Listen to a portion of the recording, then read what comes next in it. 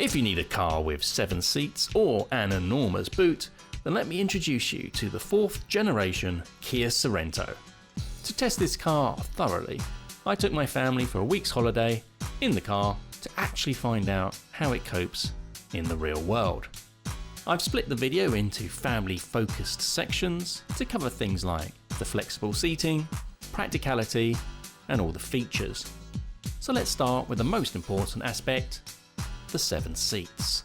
If you look in the boot, there's 2 seats which you can fold up, and conveniently they have ISOFIX attachments so you can put car seats in there. To access the rear, there's a little fold down button on the rear seats, which is very convenient, just flops the seat down quite quickly. And the existing 2 seats in the back are quite configurable as well. You can recline them and also slide them back and forward to give a bit more space if you need it. The boot. An enormous 821 litres of boot space back there, and as you can see, even with the 2 extra rear seats up, there's still a fair amount of room for stuff. We had to fit all this stuff in for our holiday, and as you can see, it just ate it all up. Just no problem. I could have got more stuff in there, really. One of the advantages of having a 7-seat car is that although I've got 2 kids, we also met my mother-in-law at the holiday destination, so we were driving 5 people around, so we could have, you know, the baby seat here, mother-in-law behind me, and then my son who's 4, a child seat at the rear. And there's still space when you try and fit like the buggy and all that kind of stuff in the back. It was fine, so suited us very well in that respect. The driving experience for such a big car, which is also quite heavy, this is a surprisingly enjoyable car to drive.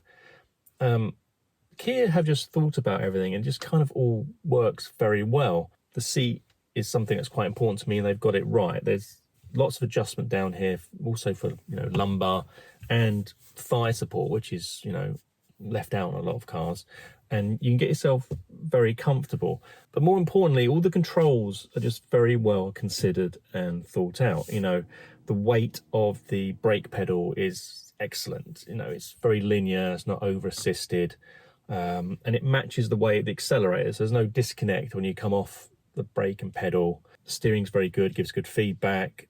The suspension is firm, so the road holding is excellent. There's almost no body roll or such. Importantly, it's still comfortable for the driver and the passengers. You know, for long journeys, it's got the gadgets which you'd expect, you know, radar guided cruise control, and it's got the lane keeping auto steering function if you like to use that kind of stuff. This car comes in a 2.2 litre diesel and also plug-in hybrid models, but what I've been driving is the mild hybrid, which is a 1.6 litre petrol with a 64 kilowatt electric engine. Again, for a big and heavy car, this thing is punchy, it's fast. You know, you got 226 horsepower, 350 newton meters of torque, and it just pulls when you want it to. It never felt slow, it never felt like, oh, I need a bit more oomph from this car.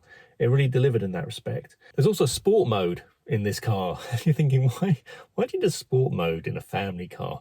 Well, it firms up the suspension, makes the throttle a bit more responsive, but also turns on the regen for the braking. So when you come off the throttle, the car slows a lot quicker.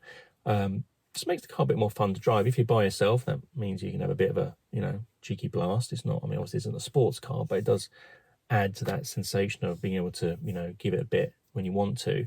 But more importantly, I found that the sport mode was actually good when you're driving on very small A roads, B roads, where it's twisty and hilly, because it just makes the car more controllable and just makes it easier to drive. The suspension does get firmer, but isn't overly stiff or uncomfortable for the driver or passenger, so still works well. Overall, I did about 500 miles in this car, and we've got 40 MPG, which is quite good, really, isn't it?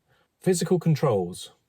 With a lot of controls nowadays going behind touch screens and capacitive buttons, it's nice to see you've got a lot of actual physical buttons in this car for all the stuff you use all the time. So, you know, the climate control, all the heated seats, volume knob, you know, they're all there. And there's also shortcut buttons on the steering wheel as well. So most of the time, you know, you can go straight to a button and you don't have to delve into the touch screen. When you do need to go into the touch screen, it's super fast. It's a really good, clear screen, which is responsive. I didn't find any delays, and it's very well laid out. Also, Apple CarPlay, Android Auto comes as standard. Features and gadgets. The Sorento only comes in one spec and they call it the Edition. It's essentially got every single gadget and feature you could expect from a modern day car. I couldn't think of a single thing that this car doesn't have that you would want. Panoramic roof, heated and vented front seats, heated rear seats, heated steering wheel, rear air conditioning controls, wireless charging for your phone, USB ports everywhere, in the back of the car. There's buttons to move the seats backwards and forwards from the rear, built-in blinds for the rear seats, which is great for the kids.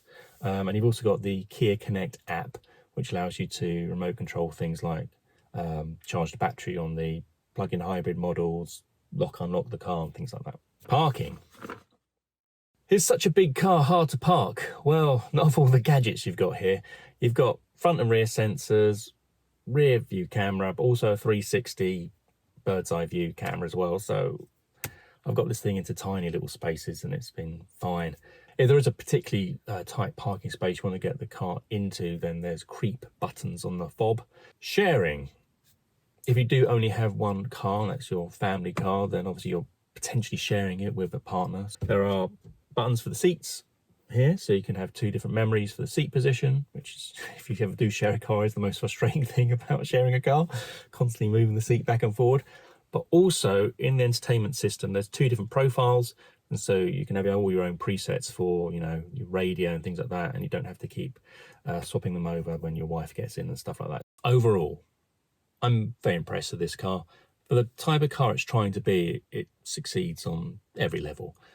It's got a real premium feel inside here. The surfaces are soft touch, they're well laid out, very well designed. The switch key and buttons have a real good weight to them, feel quality. Couple that with the fact it's very good to drive, massively practical, fairly economical as well. Kia have done a very good job with this car. Pricing for the diesel version starts from $49,590, the mild hybrid version $51,055, and the plug-in version getting £56,995. The plug-in version gets you an estimated 35 miles of electric-only range, and like all Kias, this car comes with a 7-year warranty.